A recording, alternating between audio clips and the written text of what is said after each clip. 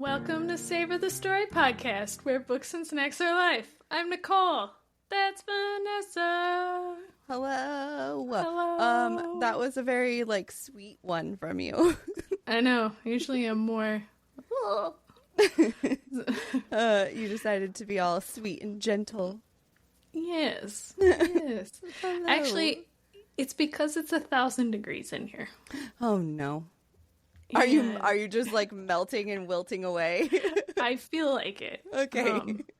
I can feel, the sweat on my face starting. I'm 100%, I already have pit stains. I am a disgusting beast. I apologize to you. Don't apologize. Okay. Remember when I said a long, long time ago that I promise I will always be fresh? Yes. I lied. I knew you couldn't keep that promise. I can't. Okay, well, that's all right. I think that's fair. It's also 1 billion degrees outside with 1,000,000,000% of humidity, so you are allowed. Yes. It's probably not even sweat. It's probably just the humidity sticking to my skin. I was going to say condensation, but... Yes, exactly. I have those little, temperature humidity gauges, and I have one at the house, and I have one at work. I didn't even know that this thing did it, but it shows, the humidity level. Mm-hmm. And I went into work today, and it said on the little gauge, it had, the humidity, and it had, a sad face. And I was no! When does it start making faces? Apparently when the humidity gets really high. It's I can't even deal with this. All you're going to get is a sad face. Yes, everybody's really sad about this. Yes, you're right. Oh, my goodness. Okay, well, that's great. Mm-hmm. How nice for you. Mm-hmm. I know actually today the humidity felt a little better. Yesterday I looked last night and we were at 94% humidity, and I was like, this is the worst thing in my life. That's the tropics. Yes, because Tim wanted to go out to dinner last night and I was like, okay, fine. And the second we walked outside, I was like, I think I'm dead. I'm just not existing anymore. And I looked it up and it was 93, 94%. I was like, this is the stupidest decision. That's incredible. Yeah, that's when you start getting things don't dry. Yeah, exactly. When you go to some kind of tropical island or whatever.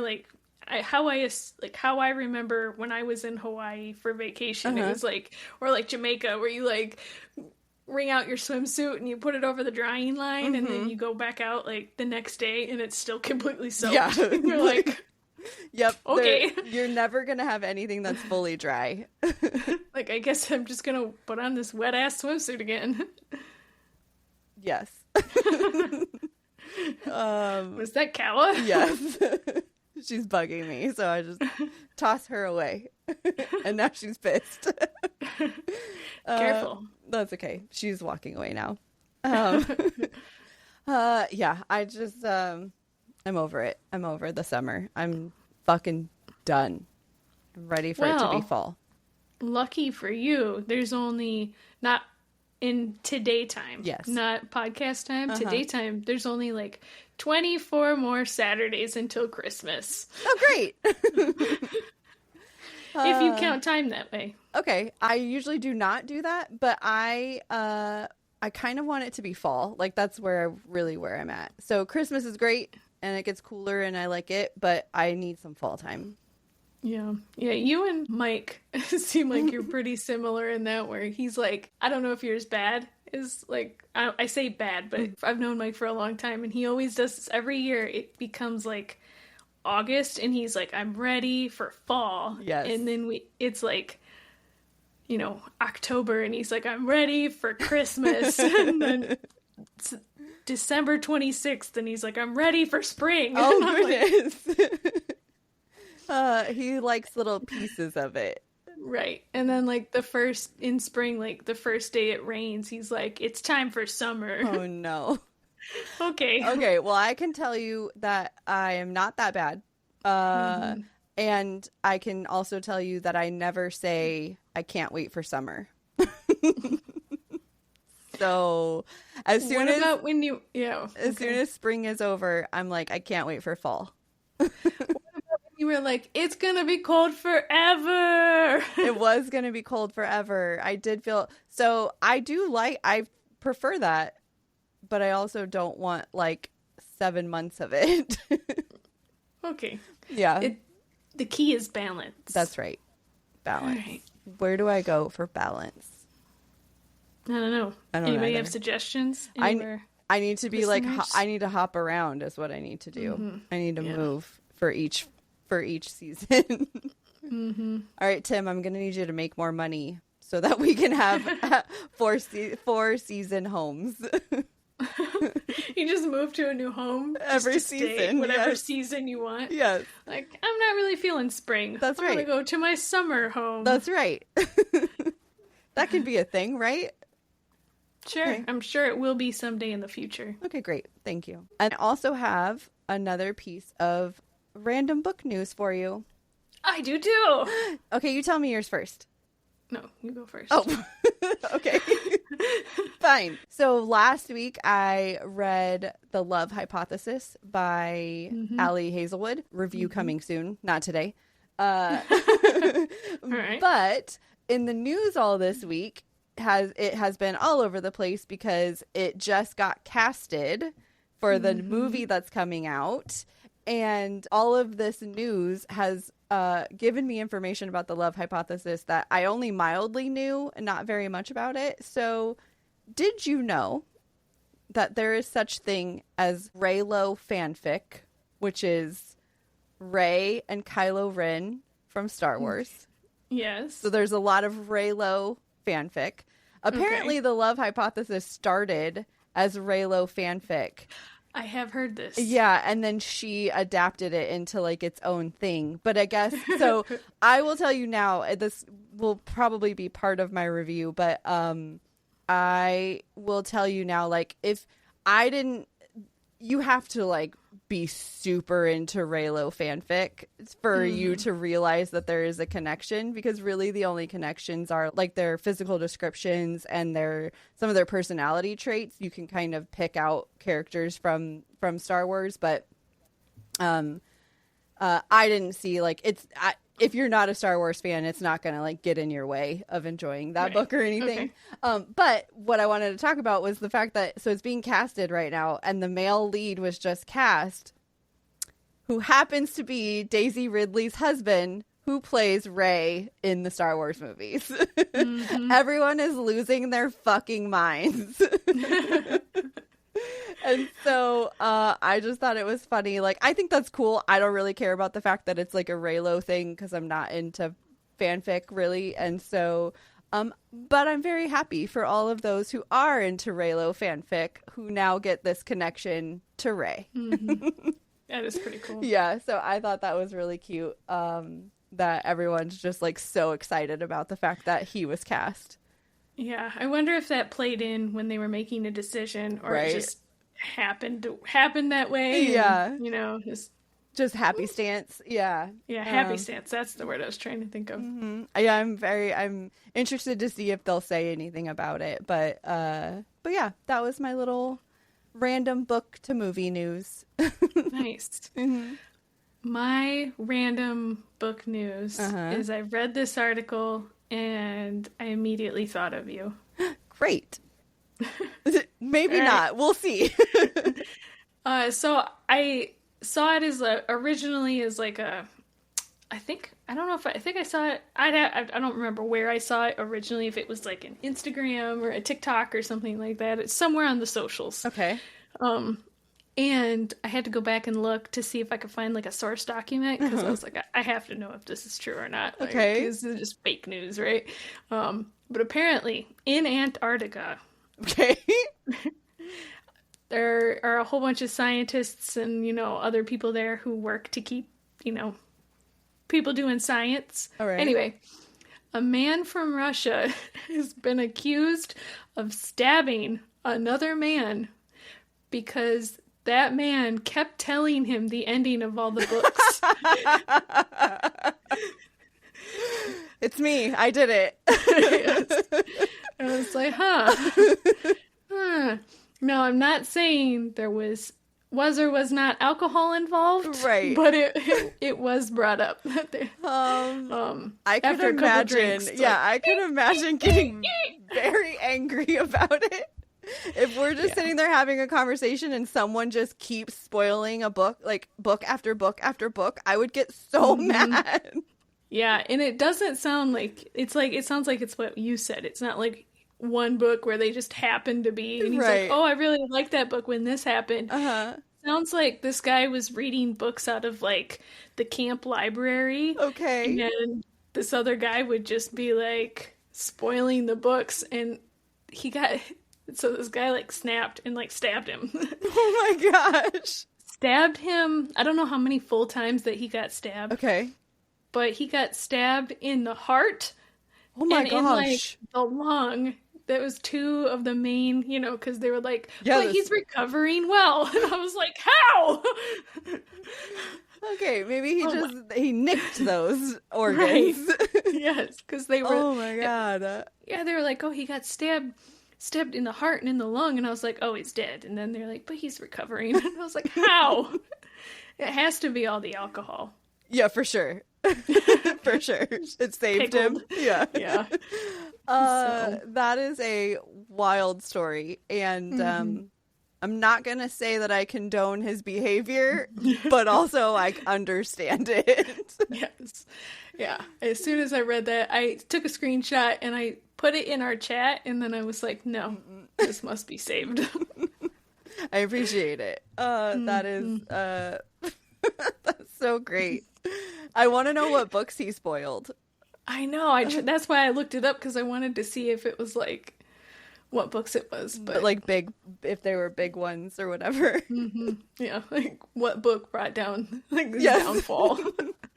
Oh my goodness, that is fantastic. Thank you for bringing that to me. No problem. That's so funny. Do you have a snack this week? Can I have spoiler? I don't have a snack this week.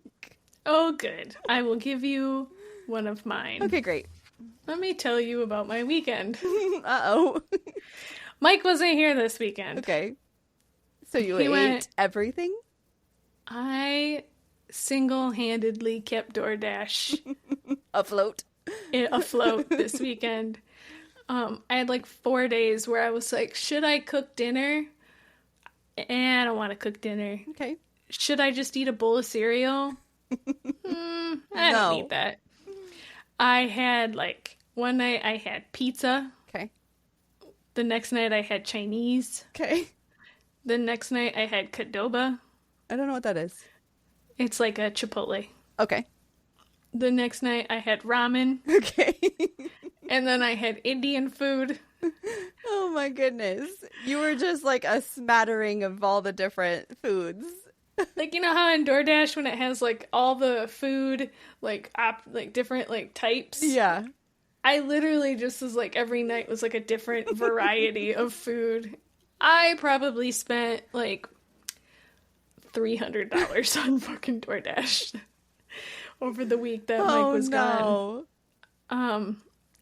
So I picked ramen. Okay.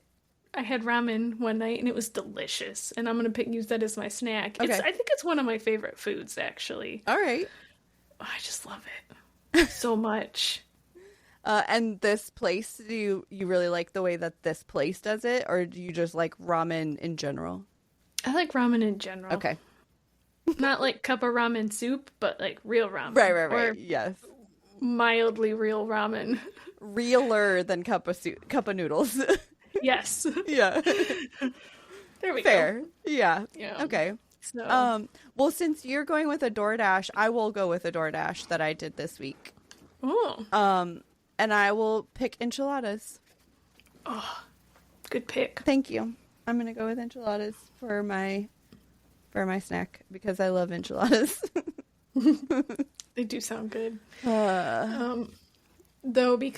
Though, like that whole thing with I'm gonna digress just for a second. Okay. 1 second. You know what? Never mind. How was your books? Rewind. You're like, I'm done with this. No, I don't need to talk about this. Okay. I will digress so far that like we'll still be talking about this in 10 minutes. Okay. So all right. You tell me about your books. Fine, I will tell you about my book. Oh, single. Singular book. All right. This book is called House of Frank. Okay. It is by Kay Synclaire. I listened to it as audio. The narrator, her name is Amani Jade Powers. And the only reason I bring it up is because I was like, just now I've been like clicking on who the narrator is to see what else they like have done. Yep. She's narrated like 120 books. My goodness. Yeah. Like, I need to get in on this. Yeah. Like, is there a way for my voice to be nicer where I can get in on this action? Yes. Did you really liked the way she narrated? No. Oh. Okay. That's why I was so surprised. Okay. She wasn't bad. Right. She wasn't like she wasn't bad, but like she had to have like a couple like she had to narrate like 10 characters.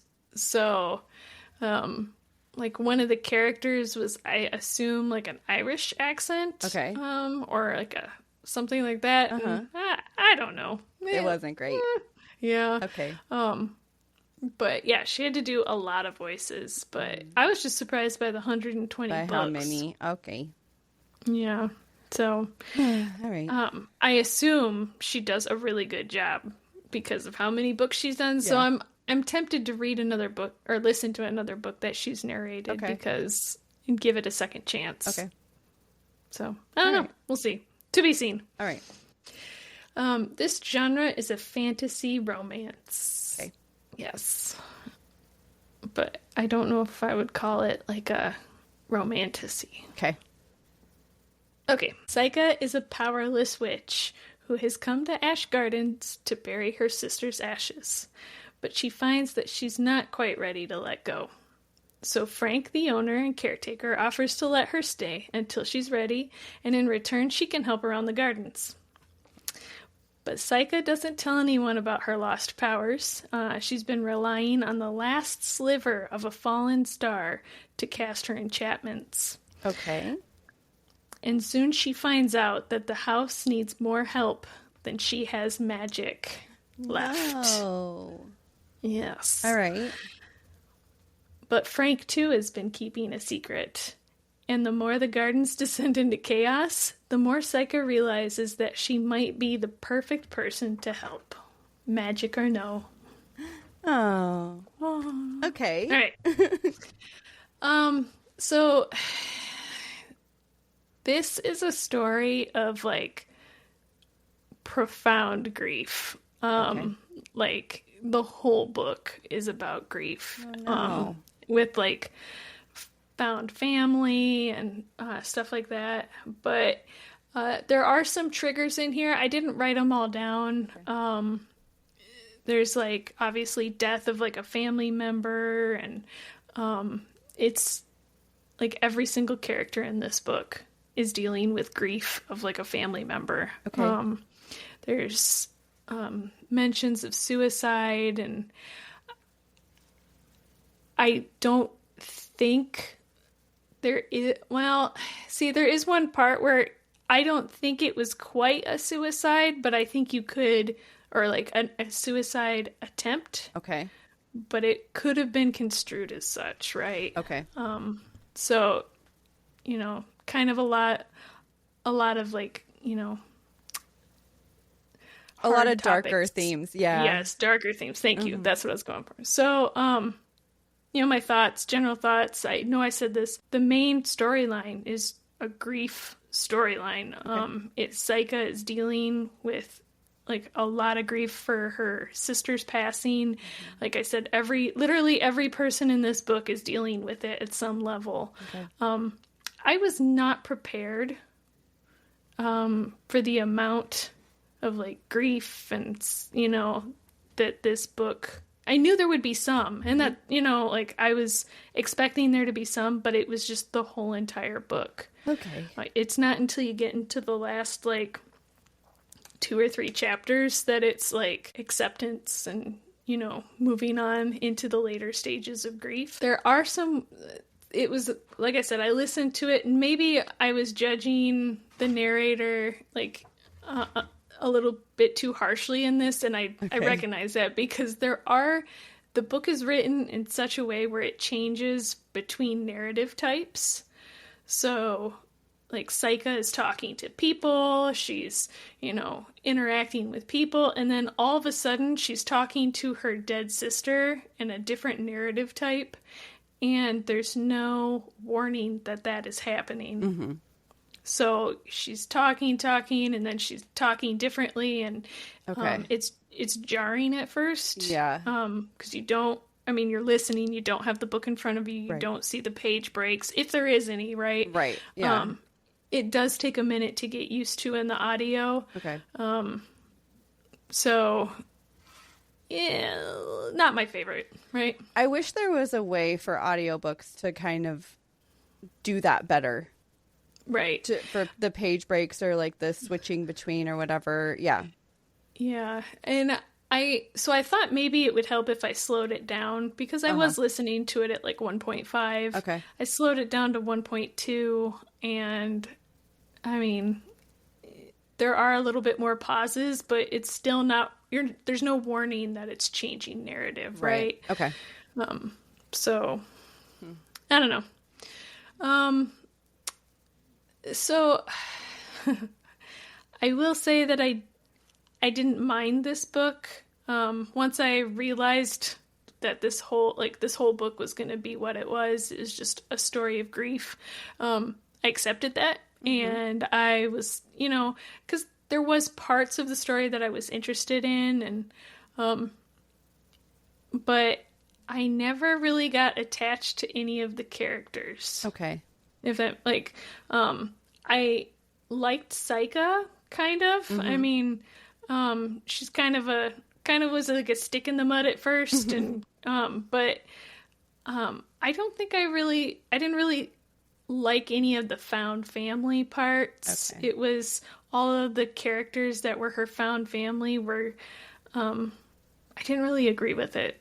Okay. It was like, I don't know how to explain it better than, you know, like maybe she was going for like the author was going for sibling vibes where they just bicker all the time. Right. Okay. You know what I mean? Yeah. That's what I think she was going for, but a lot of the bickering was just like mean. Oh. And like, yeah, I feel like saying that's different. Things purposely to hurt each other, right? That's not the same as sibling rivalries or sibling like bickering. Right. Yeah. Yeah. So it was kind of hard for me to be like, you know, everybody's kind of like there are a couple characters that she ends up like creating, you know, like friendships with. Okay. But not all of them. Mm-hmm. A lot of them are kind of jerks. Okay. So maybe I'll walk that back a little bit.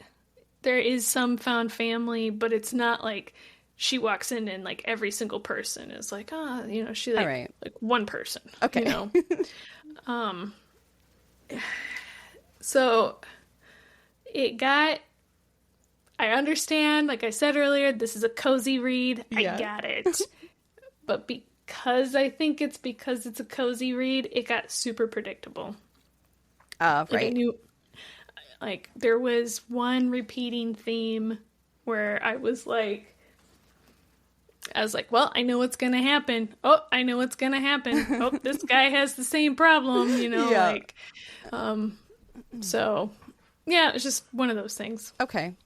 I have a question. Do you think that, you didn't really connect to any of the characters because they were kind of all like in this state of grief? So it was like difficult to connect with them because they're all just like sad, basically. Maybe. I recognize that a lot of the characters were probably in different stages of grief, like anger and denial and like stuff like that. That's probably where she was going with a lot of these characters. But and that could be part of it. It was just the unpleasantness, right? Like, I'm going to take an opportunity to just say a mean thing to you. And I was just like, yeah. Yeah, okay, so it's hard to connect to them when it's just like, well, why are you just being an asshole? Like, yeah, okay, that's fair. Yeah, but... did you have any tears? No. Oh. Okay. I felt like I probably should have, because, like I said, this whole book was about... Yeah, I was going to say, this book sounds like something I would probably cry in. Yeah, I mean, there was a couple parts where I was like, oh, that's sad. And there was one part where I was like, where, I mean, I don't want to say that I was like close, but I was like, oh, that's kind of what is it, a heart pang or whatever they call it, but it wasn't, I never got to the point where I was like, so. Okay, fine. Try again. Okay. We'll find one eventually. I need to look at my phone really quick to see, because I did not write down my rating. Did you actually put it into Goodreads? I did. Okay, good. Okay, so I rated this one about 3.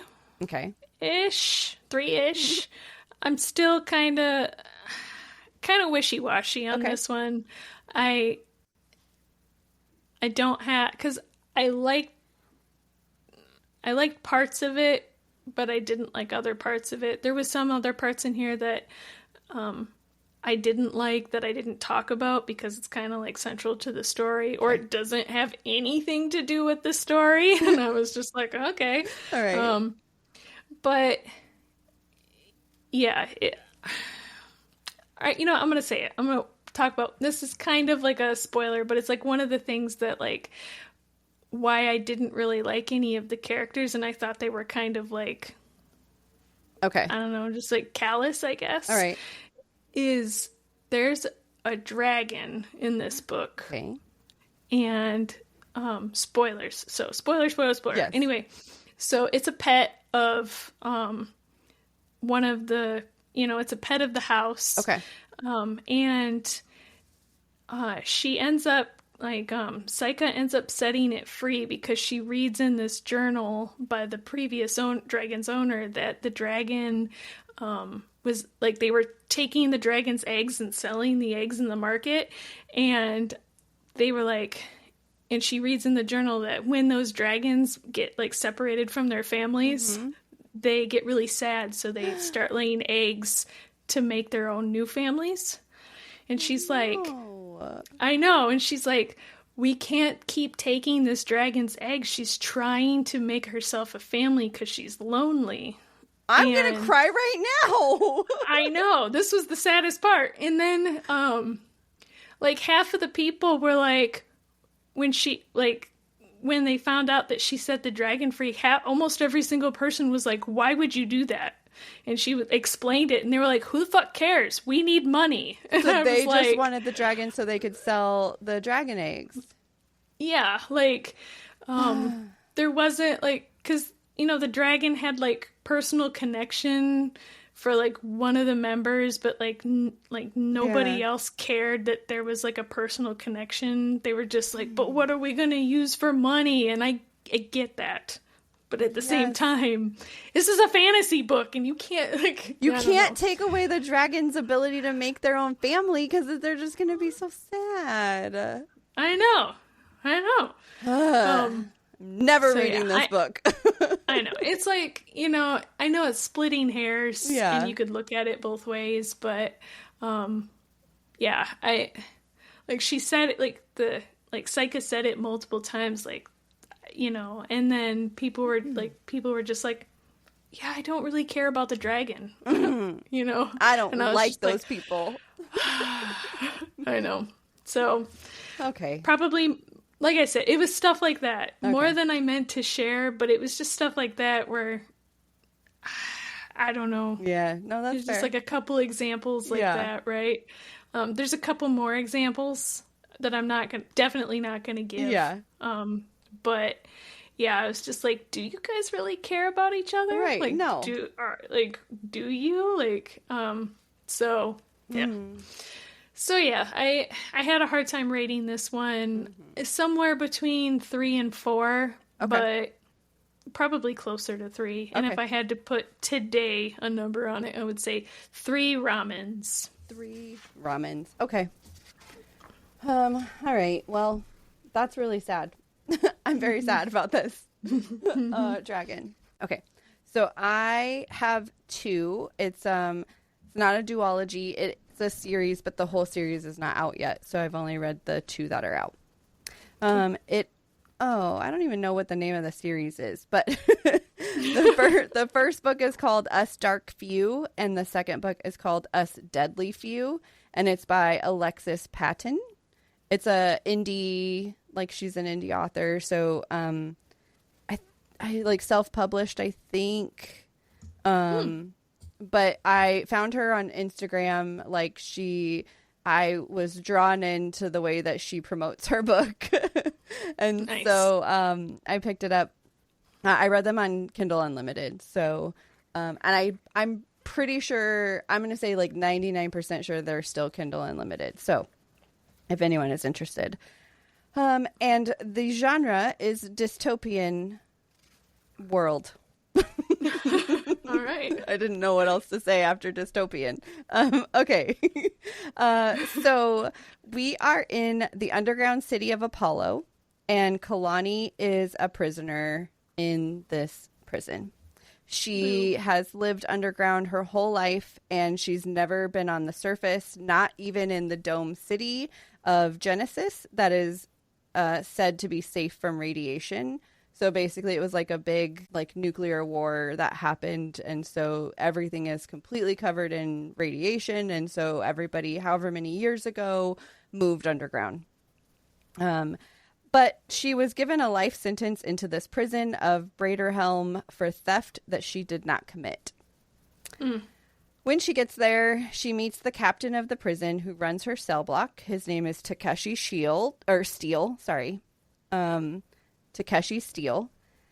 He is a broody, unforgiving, and people are afraid of him. Like, that's the vibe. He sounds like a dreamboat. Of course, our dear Kalani tries to befriend him and is all like sassy with him, even though he's like this massively feared evil prison guard that everybody's like, oh my god, Takeshi is blah blah blah. Or Takeshi. I think it's Takeshi, not Kashi. But of course she has to be all sassy with him. And right. Yes. And he allows it. Of course he allows it. Because it's adorable coming from her. That's right. How can you be enemies to lovers if you don't let one person be sassy to you? So the 2 books, and I think the whole series kind of is ultimately following Kalani as she makes friends and enemies, and starts finding out about lies about the world that she thought had been true her whole life. Yes. Book 2 picks up right after book 1 finishes. I'm going to give you a slight spoiler of what's happening in book 2. So if you don't want to know anything about this, just skip ahead a little bit. Don't stab Vanessa. Yeah, please don't stab me. I won't give you the ending or anything. But basically she finds out a bunch of lies in book 1 and book 2. She's now on the run. And they have to make their way across the country on this like they have to? Yes, because she's made friends in here and she has this little found family now. So her little found family make their way across the country in this area called the Death Zone. And it's essentially they're trying to get to like what we know as Vegas is where they're going. And a lot of shit happens to them on this trek. Okay. So I didn't love it and I didn't hate it. Okay. It's pretty solid. Like, I enjoyed myself. but I had some problems. Okay. So I was entertained with it. I do think it was mostly predictable, which again, I don't think is a bad thing. I feel like I've been saying that a lot recently with books where, and maybe it's the genre of the books, like they're all kind of, they end up being the same, especially when you pull in certain tropes. I also have a love-hate with the couple. So it's an enemies to lovers slow burn situation. It might be a little more slow burn than I wanted. Oh. Or because, so I'll say it's because we get a mild third act breakup, but they're never actually fully together. So the breakup doesn't, it's like we're on the verge of them getting together and then we have a third act breakup, and I was like, but we weren't even together yet. So it's more of like a cock block. Yes, exactly. Right. And the reason why we have this like cock block or this breakup or whatever, it bothers me because I'm not going to give you a spoiler, but I'm going to explain. Throughout the whole book, she learns who he is, right? Like she learns what he's about, who he is, and she's accepted him. She's accepted him as he is. And two, he's already said to her that he's going to protect her and do whatever he can to keep her alive. And then he makes a decision that does that, but she gets upset about this decision and then is like, I can't deal with you. And I'm like, how dare you save my life? Yeah, exactly. And it really bothers me. So there's that. And then book 2, somehow Kalani and Takeshi are still enemies, but like fake ones. So It feels weird to me. I don't know. I feel like they're attempting to not love each other or be lovers or whatever, and then I don't know, they're fighting it. I don't know how to describe this one without spoilers. But just know that I have a problem with their relationship. Okay, I have a problem with it. Like there's something about Takeshi. If you like the micro trope of touch her and die, you will fucking love this. Takeshi takes it to a whole nother level. He's on the level of like, don't think about her, don't glance at her, don't talk to her, don't whisper at her, don't say anything, or you're going to be murdered. Yeah, that's hard. It's yeah. It's one of those things where like you accept it in a book, but you don't accept it in real life. Oh yeah. Yeah. For sure. But even in this, I feel like it's too much for even a book. Well, even in the book, it's too much. It felt that like when you were like, don't look, don't smell, don't. Yeah, exactly. Don't use any of your senses. Yes. Did you just sniff her perfume? What are you doing? Yeah, like she walked in your field of view. Like that's exactly what it feels like. Now you must die. Yeah. So, but if you like that, if you're into that, you will love this for sure. That feels like it would get exhausting to listen to. It's exhausting, and more so because they're still in like their enemy phase. Like you're still pretending like you don't love each other. So why do you fucking care if that man over there said her name? Like, so that is the part to me that really bothered me. Like, you either are in it or you're not. Don't be half-assed. Well, apparently he's not half-assed. He's all-assed. He's all-assed, but he's whole-assed, but he's hiding it. Okay. And then so that's that. I will probably keep going with them. I will probably read book 3. Book 2 ends on a pretty big cliffhanger of where you're not really sure what's going to happen. Some of the teasers that I've seen for book 3, I at least know that we move past it in some way. I just don't know how it works itself out. So still not like, it's not like it was spoiled for me or anything, but I can tell just by some of the quotes that we move past like the big thing that happens at the end. Okay, so ratings. The first one I rated 3.5 enchiladas. Okay. And I think I will round up to 4 on that one. Nice. Yeah, I think I will round up. Book 2, I rated 3 enchiladas. Just a solid 3. I think mostly for that one, it was bothering me that like they were still so like, we can't love each other. Like, okay, go away. But I'm also giving it a tier rating. This one had 3 tier ratings as well because I cried. So it gets 3 out of 5. Also, enchiladas. I was wondering how your tier rating system worked. Yes. If it was like I cried 3 times. No, it was like it was 3 out of 5 sads. Yeah, 3 out of 5 sads. I don't know how else to explain my tiers. Maybe I'll have to come up with something, but like what each of them means, because it's not necessarily the time, but it was like, I don't know, the amount of sadness that I felt. Okay, that makes sense. Yeah, so it did have some things. It was if I remember correctly, it was more towards the end of like when we're getting closer to some of the things that happen at the end of the book. Oh no, there was something in the middle too. That's why I gave it a 3, because it was throughout the whole thing. All right. So 3 teardrops. Okay. Are you ready for our question?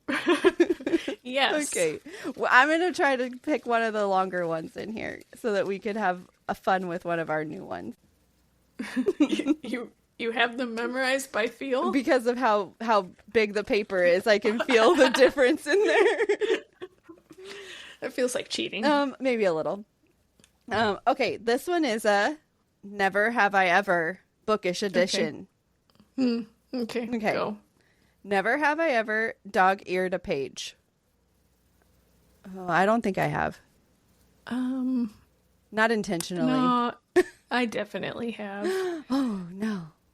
But that was before I cared about books as much. If that makes sense. Like, as a youth, I know I definitely have. Okay. I cannot say for certainty that I did not do it as a child or a teenager. Yeah, I definitely know that there was some paperbacks in my youth that I dog-eared, but yeah, I don't think I've done it recently in the last, we'll call it 20 years. Right. Yes. You know. So. Okay. Never have I ever used a book as a coaster. I do it all the time. Yes. I will place my book on top of a coaster and then put a drink on my book. Same. Yeah. I've also used my Kindle in its case as a coaster. Oh. Well, I've used my phone as a coaster. Uh-huh. Yep. Okay. Like when carrying like a Starbucks, I'll just put it on the screen when I open doors. That's what I do too. I need a flat surface. Exactly. Never have I ever borrowed someone's book and never returned it. I can't be for certain. I'm going to say I never did it intentionally, but I can't be for certain. So, as of right now, I have a book of our friend Hannah's. Oh, no. And if you're listening, Hannah, I still have it. What book is it? Is it the one with the keyhole on it? Oh, The Housemaid? Yes, I think maybe. Something like that, yeah. I don't think she wanted that back. So you might be okay. No, I've never stolen a friend's book. Okay. Never have I ever judged a book by its cover. I do that all the time. Every day. Yes. Okay, next. Never have I ever read the last page first. No. I'm pretty sure I have. You have? Yeah. It's not all the time, but there are some books that give me mild anxiety. Okay. So I'll go back and read some stuff just to see. All right. I think I can safely say I've not done that. Mm-hmm. I would be surprised if you said you have. Never have I ever hoarded books. That's a lie. That's my, yeah. It's my way of life. Yes. Yeah. Not to digress too far, but like my sister, like I talked to her this weekend and she was like, oh, I just got rid of 45 books. And I'm like, my gosh. How did you choose 45 books and to still have release? Yeah, and still have a full shelf. Yeah, I actually, instead of getting rid of books, I will slow down my book buying so that way I do not have to for the last month every weekend I'm like, I'm going to take some books to the, back to a used bookstore or something like that. And then I never do it. Oh no. All right. My house is just going to be piles of books that I'm going to be using as coasters and putting lamps on. Yeah, I was going to say you're going to use them as end tables. Mm-hmm. Okay, great. Never have I ever highlighted or wrote in a library book. Oh no. I can say with 100% certainty that I have never done that because I don't think I've been to a library in 30 years. So yeah, well, I mean, I guess I've been to the Columbus Library because of the thing, but I've never been to a library to check out a book in 25, 30 years. I have never, no. Yeah. It gives me anxiety thinking about it. Yeah, for sure. This one is going to be a great one for you. Never have I ever cracked the spine of a book. We know the answer to that. That's my favorite thing. Yes. I feel like I have. I don't know if I've done it because I didn't seek out to do it, but it happens while I'm reading. I was trying to see if I had a book in here because I would do it right now if I could. Never have I ever lied about finishing a book. I don't think I have. No. What are you doing? Just lying to look cool? Yeah, I finished that book. Yeah, I've read 300 books this year. No. Mm-mm. I don't. Not if I have, it's definitely not been on purpose. Right. Same. Maybe I've mixed up a book or something like that. Right. Because I have done that before. For where, sure. Somebody's telling me about a book, and I'm like, oh yeah, I've read that one, and then I'll wait a second. Yeah, where the plot is right. The plot is similar enough to where you think it's the same. Yeah. Okay, so we'll both say not intentionally. Okay. Mm-mm. Never have I ever pretended to like a book that you hated. I don't think I've done that. No. No, we've both been pretty clear with each other about books. Yes, for sure. Even to the point where we're almost not friends anymore. That's right. It's challenging our friendship. Okay. Never have I ever skimmed whole chapters to finish faster. Oh, I totally have. I for sure have done that. 1,000,000%. Yes. So I've done it. I feel like I've done that for both reasons that you can come up with. So one, because I was like, this is fucking terrible and I need to get through it. And the other reason I've done it for is because I'm so excited to find out what happens. I need to know right now. And that is a real thing. Yes. And then I get upset because then I get to the point to where it's the big thing happens. And then I'm like, well, what did I miss when I know. Yeah. That's why I thought I said that I might go back and read, the One Dark Window series because I totally skimmed. I had a conversation with my friend yesterday.